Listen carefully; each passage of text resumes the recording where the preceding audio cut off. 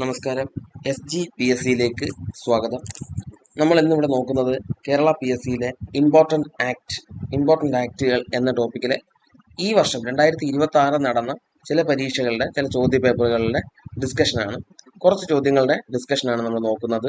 Important acts എന്ന സെക്ഷനിലാണ് ഒന്ന് രണ്ട് ക്വസ്റ്റ്യൻ കോൺസ്റ്റിറ്റ്യൂഷനുമായിട്ട് ബന്ധപ്പെട്ട് ചോദിച്ചിട്ടുണ്ട്. അപ്പോൾ ഇമ്പോർട്ടൻ്റ് ആക്ട് സെക്ഷനിലെ ഒന്ന് രണ്ട് ക്വസ്റ്റ്യൻസ് നമുക്ക് നോക്കാം. SGPSC ചാനൽ സബ്സ്ക്രൈബ് ചെയ്യുക, ലൈക്ക് ചെയ്യുക, ഷെയർ ചെയ്യുക. ദുരന്ത നിവാരണ പ്രവർത്തനങ്ങൾക്ക് കീഴിലുള്ള സംസ്ഥാന ദുരിതാശ്വാസ കമ്മീഷണർ ആരാണ്? ചോദിച്ച ചോദ്യമാണ് PSC ഡെപ്യൂട്ടി സൂപ്രണ്ട് ഓഫ് പോലീസിന് ചോദിച്ച ചോദ്യം. ഉത്തരം അഡീഷണൽ ചീഫ് സെക്രട്ടറി ദുരന്ത നിവാരണം. ഉത്തരം അഡീഷണൽ ചീഫ് സെക്രട്ടറി ദുരന്ത നിവാരണമാണ് ഇതിന്റെ ഉത്തരം.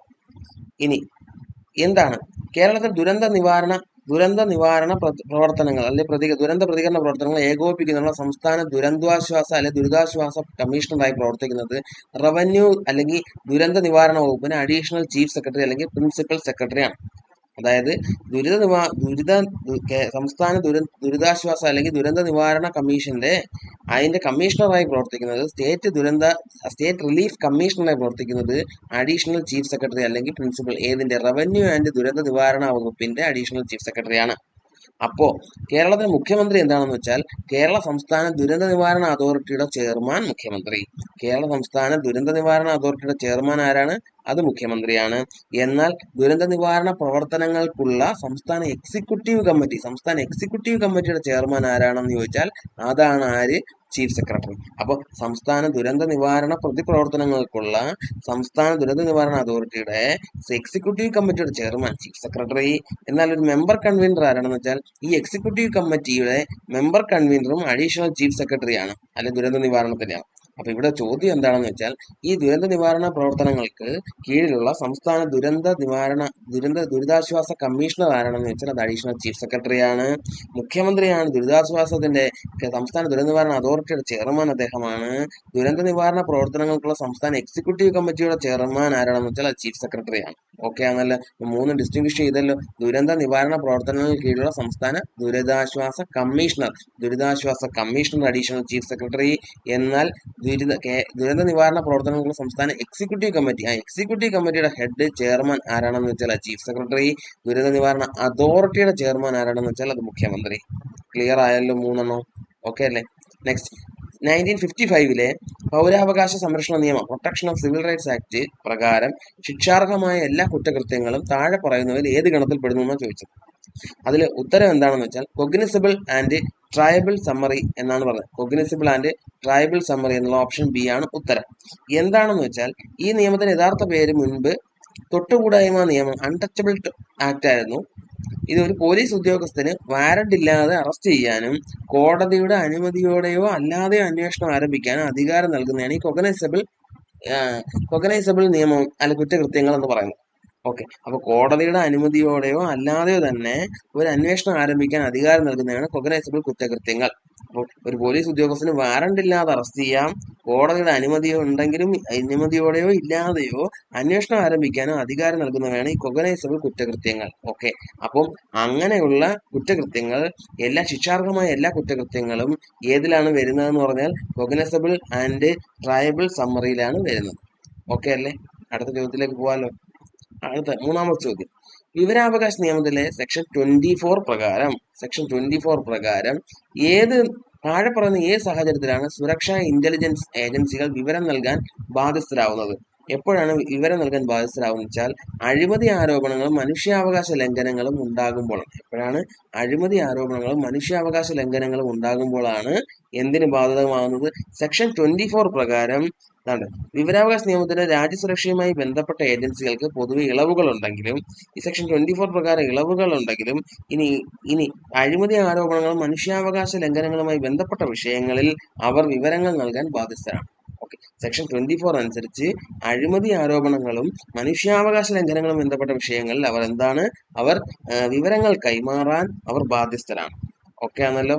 അടുത്ത ചോദ്യം, കേരളത്തിൽ തദ്ദേശ സ്വയംഭരണ സ്ഥാപനങ്ങൾക്കായി പരിശീലനവും ശേഷി വർദ്ധിപ്പിക്കലും നടത്തുന്ന സ്ഥാപനം ഏതാണെന്ന് വെച്ചാൽ അത് കിലയാണ്. Kerala institute of local administration ആണ് Kila. Kerala institute of local administration ആണ് കില. കില എന്ന് പറഞ്ഞാൽ തദ്ദേശ സ്വയംഭരണ സ്ഥാപനങ്ങളിലെ ഉദ്യോഗസ്ഥർക്ക് ജനപ്രതിനിധികൾക്കും പരിശീലനം നൽകുന്ന സ്ഥാപനമാണ് കില. തദ്ദേശ സ്വയംഭരണ സ്ഥാപനങ്ങളെ തെരഞ്ഞെടുക്കപ്പെട്ട ജനപ്രതിനിധികൾക്കും ഉദ്യോഗസ്ഥർക്കും പരിശീലനം നൽകുന്നതിനായി പ്രവർത്തിക്കുന്ന സ്വയംഭരണ സ്ഥാപനമാണ് കില. കില സ്ഥിതി ചെയ്യുന്ന തൃശ്ശൂർ ജില്ലയിലെ മുളങ്കുന്നത്തുകാവാണ്. അപ്പൊ കില സ്ഥിതി ചെയ്യുന്ന തൃശ്ശൂർ ജില്ലയിലെ മുളങ്കുന്നത്തുകാവാണ്. സ്ഥാപിതമായത് 1990 ഓക്കെ ആണല്ലോ. ഈ വികേന്ദ്രീകരണ ആസൂത്രണത്തിന്റെ അല്ലെങ്കിൽ ലോക്കൽ അഡ്മിനിസ്ട്രേഷന്റെ അല്ലെങ്കിൽ വികേന്ദ്രീകരണ ആസൂത്രണത്തിലും പ്രാദേശിക ഭരണത്തിലെയും ഗവേഷണം, കൺസൾട്ടൻസി തുടങ്ങിയവയാണ് ഈ കില എന്ന് പറയുന്ന സ്ഥാപനം നൽകുന്നത്. ഓക്കെ ആണല്ലോ. അപ്പം Kerala institute of local administration Thrissur ജില്ലയിലെ മുളങ്കുന്നത്തുകാവ്, സ്ഥാപിതമായത് 1990. തദ്ദേശ സ്വയംഭരണ സ്ഥാപനങ്ങളെ തെരഞ്ഞെടുക്കപ്പെട്ട ജനപ്രതിനിധികൾക്കും ഉദ്യോഗസ്ഥർക്കും പരിശീലനം നൽകുക. അപ്പൊ ഇവിടെ ചോദിച്ച ചോദ്യം, തദ്ദേശ സ്വയംഭരണ സ്ഥാപനങ്ങൾക്ക് പരിശീലനവും ശേഷി വർദ്ധിപ്പിക്കലും നടത്തുന്ന സ്ഥാപനം ഏതാണ്? കില. പിന്നീട് അതിലുള്ള ഓപ്ഷനുകൾ: ശുചിത്വ മിഷൻ, ഒന്ന് മാലിന്യ സംസ്കരണത്തിന്റെ നോഡൽ ഏജൻസിയാണ് ശുചിത്വ മിഷൻ. ഓക്കെ. കുടുംബശ്രീ ദാരിദ്ര്യ നിർമ്മാർജ്ജനവും സ്ത്രീ ശാക്തീകരണ പദ്ധതിയാണ്. ലൈഫ് മിഷൻ ഭവനരഹിതർക്കുള്ള ഭവന നിർമ്മാണ പദ്ധതിയാണ് ഏതെന്ന് പറയുന്നത് ലൈഫ് മിഷൻ. ഓക്കെ അല്ലേ? അടുത്ത നോക്കാലോ. ദാരിദ്ര്യ നിർമ്മാർജ്ജനം ലക്ഷ്യമിടുന്ന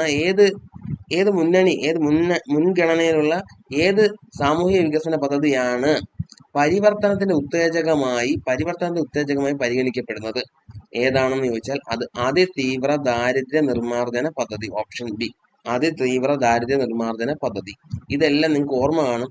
2025 നവംബർ 1 നമ്മൾ അതിദാരിദ്ര്യമുക്ത സംസ്ഥാനമായി മാറിയത് ഈ പദ്ധതി പ്രകാരമാണ്. ഇനി എന്താ കാര്യം എന്ന് പറഞ്ഞാൽ, കേരളത്തെ അതിതീവ്ര ദാരിദ്ര്യത്തിൽ നിന്നും മുക്തമാക്കുക എന്ന ലക്ഷ്യത്തോടെ സംസ്ഥാന സർക്കാർ ആവിഷ്കരിച്ച പദ്ധതിയാണ് അതിതീവ്ര ദാരിദ്ര്യ നിർമ്മാർജ്ജന പദ്ധതി, എക്സ്ട്രീം പോവർട്ടി ഇറാഡിക്കേഷൻ പ്രോഗ്രാം. കേരളത്തെ അതിതീവ്ര ദാരിദ്ര്യത്തിൽ നിന്ന് മുക്തമാക്കുക എന്ന ലക്ഷ്യത്തോടെ ആരംഭിച്ച പദ്ധതി എക്സ്ട്രീം പോവർട്ടി ഇറാഡിക്കേഷൻ പ്രോഗ്രാം. തദ്ദേശ സ്വയംഭരണ സ്ഥാപനങ്ങളുടെ നേതൃത്വത്തിൽ ഓരോ ദരിദ്ര കുടുംബത്തിന്റെയും ബുദ്ധിമുട്ടുകൾ മനസ്സിലാക്കി അവർക്ക് മാത്രമായി പ്രത്യേക മൈക്രോ പ്ലാനുകൾ തയ്യാറാക്കിയാണ് ഇത് നടപ്പിലാക്കിയത്. 2025 നവംബർ 1 നമ്മൾ ദാരിദ്ര്യമുക്ത സംസ്ഥാനമായി മാറി. ഓക്കെ ആണല്ലോ. ഇവിടെ ചോദ്യം എന്താണെന്ന് വെച്ചാൽ, ഈ പരിവർത്തനത്തിന്റെ ഉത്തേജകമായി കണക്കാക്കപ്പെടുന്നത് ഏത് സാമൂഹിക വികസന പദ്ധതിയാണ് പരിവർത്തനത്തിന് ഉത്തേജകമായി കണക്കാക്കപ്പെടുന്നത്? ഏതാണ്? അതിതീവ്ര ദാരിദ്ര്യ നിർമ്മാർജ്ജന പദ്ധതി. Okay. Extreme poverty eradication programme. Okay ആണല്ലോ.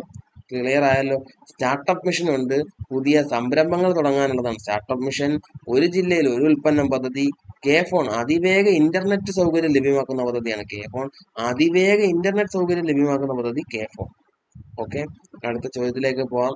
ആരോഗ്യരംഗത്തെ സുസ്ഥിര വികസന ലക്ഷ്യത്തിൽ, അതായത് സസ്റ്റൈനബിൾ ഡെവലപ്മെന്റ് ഗോളിൽ ഇതിൽ ഉയർന്ന പ്രകടനം കൈവരിക്കുന്നതിന് കേരളത്തെ സഹായിക്കുന്ന ഏത് സംവിധാനമാണ് മുഖ്യ പങ്ക് വഹിച്ചത്? ഇതിൽ ഏത് സംവിധാനമാണെന്ന് വെച്ചാൽ കുടുംബശ്രീ നയിക്കുന്ന കമ്മ്യൂണിറ്റി ഹെൽത്ത് സർവൈലൻസ് ആണ്. അപ്പൊ ഏത് സംവിധാനമാണെന്ന് വെച്ചാൽ കുടുംബശ്രീ നയിക്കുന്ന കമ്മ്യൂണിറ്റി ഹെൽത്ത് സർവൈലൻസ് ആണ്.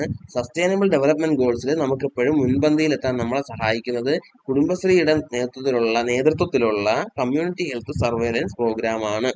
ഇനി എന്താണ് സസ്റ്റൈനബിൾ ഡെവലപ്മെന്റ് ഗോൾസ് എന്ന് പറഞ്ഞാൽ, സുസ്ഥിര വികസന ലക്ഷ്യത്തിനായി ഐക്യരാഷ്ട്രസഭ ആരോഗ്യ മേഖലയുമായി ബന്ധപ്പെട്ട ലക്ഷ്യം കൈവരിക്കുന്നത് ലക്ഷ്യം 3 സസ്റ്റൈനബിൾ ഡെവലപ്മെന്റ് ഗോൾസ് അതിലെ 3ാമത്തെ ലക്ഷ്യമായി പറഞ്ഞിരിക്കുന്നത് ഈ ആരോഗ്യ മേഖലയുമായി ബന്ധപ്പെട്ട കാര്യമാണ്.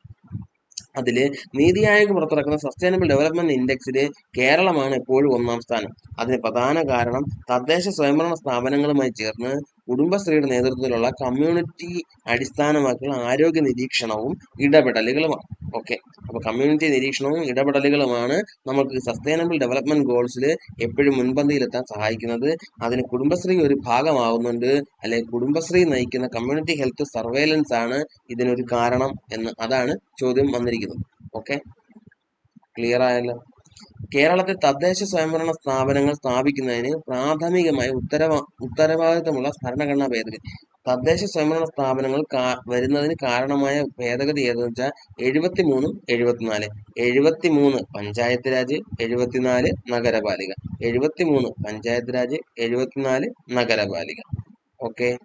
അടുത്ത ചോദ്യം, 2019 ഉപഭോക്തൃ സംരക്ഷണ നിയമത്തിൽ പട്ടികപ്പെടുത്തിയിരിക്കുന്ന ഉപഭോക്തൃ അവകാശങ്ങൾ ഏതൊക്കെ? സുരക്ഷിതത്വത്തിനുള്ള അവകാശം, വിവരങ്ങൾ അറിയാനുള്ള അവകാശം, തിരഞ്ഞെടുക്കാനുള്ള അവകാശം, കേൾക്കാനുള്ള അവകാശം, പരിഹാരം തേടാനുള്ള അവകാശം, ഉപഭോക്തൃ അവബോധത്തിനുള്ള അവകാശം. ഉത്തരം ഓപ്ഷൻ ഡി ഇവയെല്ലാമാണ്. അതായത് ഉപഭോക്തൃ സംരക്ഷണ നിയമത്തിൽ പട്ടികപ്പെടുത്തിയിരിക്കുന്ന ഉപഭോക്തൃ അവകാശങ്ങൾ ഏതൊക്കെയുണ്ട്? ഒന്ന്, സുരക്ഷിതത്തിനുള്ള അവകാശമുണ്ട്, വിവരങ്ങൾ അറിയാനുള്ള അവകാശം, തിരഞ്ഞെടുക്കാനുള്ള അവകാശം, കേൾക്കാനുള്ള അവകാശം, പരിഹാരം നേടാനുള്ള അവകാശം, ഉപഭോക്തൃ അവബോധത്തിനുള്ള അവകാശം. അപ്പം ഒരു ഉപഭോക്താവിനെ സംബന്ധിച്ചിടത്തോളം എന്തൊക്കെ അവകാശങ്ങളുണ്ട്? സുരക്ഷിതത്വത്തിനുള്ള അവകാശം, ഹാനികരമായ ഉൽപ്പന്നങ്ങളുടെ വിപണനത്തിനെതിരെ സംരക്ഷണം. ഓക്കെ. വിവരങ്ങൾ അറിയാനുള്ള, ഒരു ഉൽപ്പന്നത്തിന്റെ ഗുണനിലവാരം, വില തുടങ്ങിയ വിവരങ്ങൾ അറിയാനുള്ള അവകാശം. തിരഞ്ഞെടുക്കുവാനുള്ള അവകാശം, ഈ മത്സരാധിഷ്ഠിതമായ വിലയിൽ ഉൽപ്പന്നങ്ങൾ തിരഞ്ഞെടുക്കുവാനുള്ള അവകാശം നമുക്കുണ്ട്. കേൾക്കാനുള്ള അവകാശമുണ്ട്, ഫോറങ്ങളിൽ മതിയായ പരിഗണന ലഭിക്കുമെന്ന് ഉറപ്പാക്കാനുള്ള അവകാശം. ഇനി നമ്മളെ പരാതികൾ കേൾക്കാനുള്ള അവകാശം, അതാണ് ഉദ്ദേശിക്കുന്നത്. പരിഹാരം നേടാനുള്ള അവകാശമുണ്ട്, ഉപഭോക്തൃ അവബോധത്തിനുള്ള അവകാശവും നമുക്കുണ്ട്. അപ്പം ക്ലിയർ ആയാലും ഏതൊക്കെ ഒന്നുകൂടെ പറയാം.